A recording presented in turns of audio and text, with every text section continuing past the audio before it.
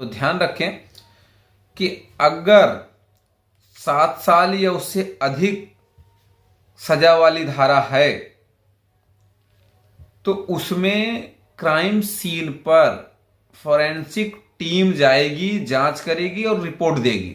ध्यान रखें कि आज अभी तक जो कानून था या है उसमें ये सिस्टम नहीं था या ये नियम नहीं था कि क्राइम सीन पर फॉरेंसिक टीम जाती थी। यानी कि यूं कहा जाए कि जैसे कि आपने सीआईडी एक धारावाहिक आता है उसको देखा होगा, यानी कोई भी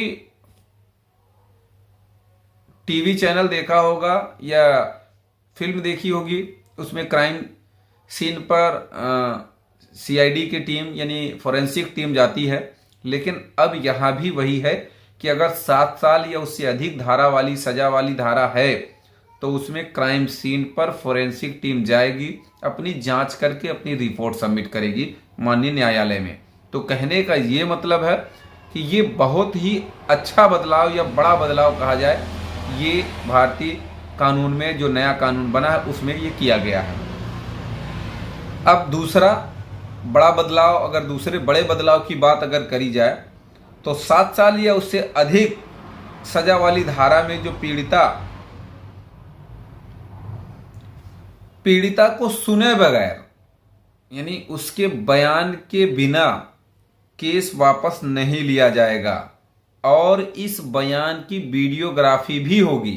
ये भी बहुत ही अच्छा बदलाव। जैसे कि लोगों का ये पूछना है कि क्या कोई केस खत्म कर सकते हैं, तो कहने का मतलब ये है कि अभी तक आईओ फाइनल रिपोर्ट लगा देता था, केस खत्म हो जाता था। भाई एफआईआर हुई, फाइनल रिपोर्ट लग गई तो भी केस खत्म हो जाता था। लेकिन अब ऐसा नहीं होगा। अब जब तक पीड़िता का बयान नहीं लिया जाएगा, वो भी बयान भी क्या सिस्टम हो गया, वीडियो रिकॉर्डिंग, वीडियोग्राफी उसकी की जाएगी, तब तक केस वापस नहीं लिया जाएगा। कहने का मतलब ये, आपने कोई एफआईआर करी, मान लीजिए कोई पीड़िता है, उसने एफआईआर करा और बाद में वो चाहती है मुकदमा वापस लेना, तो भी उसका बिना बयान लिए मुकदमा खत्म नहीं होगा। तो ये भी बड़ा बदलाव है। तीसरे बड़े बदलाव की अगर बात की जाए तो चार्जशीट, जैसा कि आप जानते हैं ये नियम भी है 60 से 90 दिन के भीतर फाइल हो जानी चाहिए। अब जो अभी तक क्या था कि 3 साल 2 साल 4 साल तक चार्जशीट नहीं फाइल होती थी, लेकिन अब ऐसा नहीं होगा। यानी कि अब समय सीमा का भी विशेष ध्यान दिया जा रहा है इस नए कानून में। यानी कि अब चार्जशीट 90 दिनों के भीतर फाइल कर देना अनिवार्य होगा। ये बहुत अच्छी बात है। कहने का मतलब ये जो सालों साल लटके रहते थे मामले, इसमें कहीं ना कहीं सुधार होगा और तेजी आएगी। तो चौथा अगर बड़ा बदलाव की बात की जाए कि जो कोर्ट में ट्रायल की पोजीशन थी, जो ट्रायल चलते थे वो फिक्स नहीं होते थे कि कितने समय तक चलेंगे, लेकिन अब ऐसा नहीं है। अब ऐसा नहीं है, अब बदलाव हो गया है। समय सीमा तय कर दिया गया है कि जैसे होता ये था कि बहस पूरी हो गई, अब अगर फैसला आना है तो वो फैसला 1 महीने में आएगा कि 10 महीने में आएगा, इसकी कोई गारंटी नहीं होती थी। तो लेकिन अब ऐसा नहीं है। अगर सारी चीज़ें ट्रायल पूरी हो गई है, बहस भी पूरी हो गई है, तो बहस के बाद 1 महीने के भीतर फैसला आ जाना चाहिए। ये भी बहुत ही अच्छा बड़ा बदलाव है। पांचवी अगर बात की जाए जो बदलाव की है तो गैंग रेप होने पर यह सजा 20 साल कर दी गई है, या नाबालिग के साथ अगर है तो मौत की सजा कर दी गई है। अब मौत में फांसी हो सकती है। कहने का मतलब यह है कि जो गैंग रेप की धारा थी उसमें बहुत ही अच्छा बदलाव। हम तो ये कहेंगे कि इसमें तुरंत फांसी दे दो, बहुत अच्छी बात है। कि गैंगरेप वाले मामले में मिनिमम सजा 20 साल हो गई है, और अगर नाबालिग के साथ गैंगरेप होता है तो सजाए मौत भी, यानी कि मौत की सजा भी उसे होगी। ये बहुत ही अच्छा बड़ा बदलाव है। अगर छठवें बड़े बदलाव की बात की जाए, नंबर 6, तो कम्युनिटी का भी एक बहुत ही विशेष रोल होता है। कहने का मतलब कुछ कुछ कंट्री में आपने देखा होगा इस तरह की बात कि उसे छोटी मोटी सजा, छोटे मोटे मामलों में छोटी मोटी सजा देना। कहने का मतलब ये है कि अगर आपने छोटे मामलों में या छोटी धाराओं में आपने अपराध किया या छोटा मोटा अपराध आपने किया, तो आपको सीधे तौर पे आपको सेवा भाव, गुरुद्वारे में आपको झाड़ू लगाना, मस्जिद अस्पताल में फूल पौधे लगाना, इस टाइप की सजा का भी प्रोविजन कर दिया गया है। यानी कि एक तरह से ये सुधार की बात है, ये भी बहुत ही अच्छी बात है, हम तो कहेंगे। अब एक और बात करते हैं, 7वां 8वां जो भी है वो काउंट आप करें।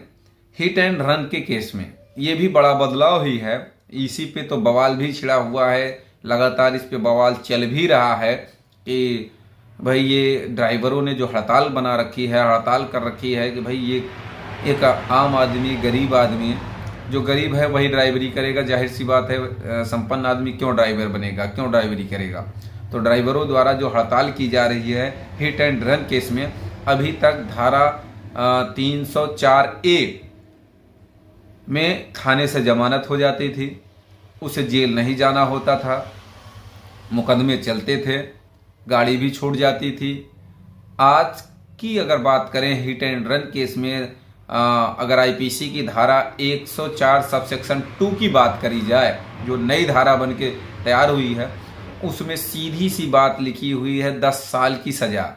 यानी आपने एक्सीडेंट किया, किसी की मौत हो गई और आप मौके से भाग गए, मजिस्ट्रेट को या पुलिस को सूचित नहीं किए, तो आपको 10 साल की सजा होगी। यानी आप तुरंत जेल जाएंगे। 100% आप ये मान के चलिए कि तुरंत जेल जाना होगा। भाई यहाँ पे ड्राइवरों का ये कहना था, जो पुरानी धारा थी, यानी कि वर्तमान में जो आईपीसी चल रही है वो ठीक थी, क्योंकि भाई उसमें तुरंत जेल नहीं जाना होता था। यहाँ जुर्माने की भी बात है, हालांकि जुर्माना कोई 10 लाख कहता है, कोई 7 लाख, लेकिन यहाँ जुर्माने की बात है। जुर्माना कितना होना ये नहीं लिखा गया है।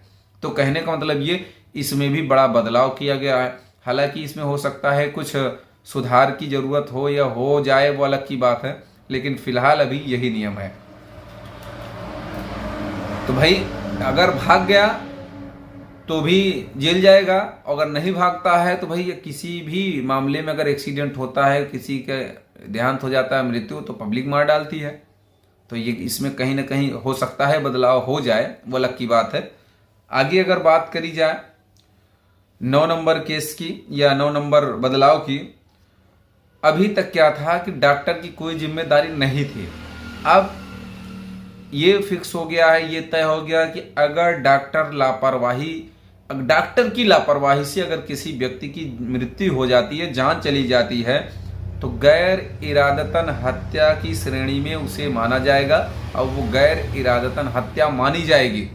ये भी बहुत ही बड़ा बदलाव है कि अगर डॉक्टर से लापरवाही होती है, किसी की भी मृत्यु हो जाती है, तो वो गैर इरादतन हत्या में माना जाएगा। आगे बात करी जाए अगर 10वें नंबर की, ये जो भी है 9, 10 जो भी है, पुलिस किसी की अगर गिरफ्तारी करती है तो उसके घर वालों को सूचित किया जाएगा। हालांकि पहले भी ऐसा ही था, लेकिन वो पुलिस करती थी नहीं, लेकिन आज ये मैंडेटरी हो गया है, ये अनिवार्य हो गया है कि अगर पुलिस किसी की गिरफ्तारी करती है तो उसकी गिरफ्तारी की सूचना उसके घर वालों को दी जाएगी, परिवारजनों को दी जाएगी।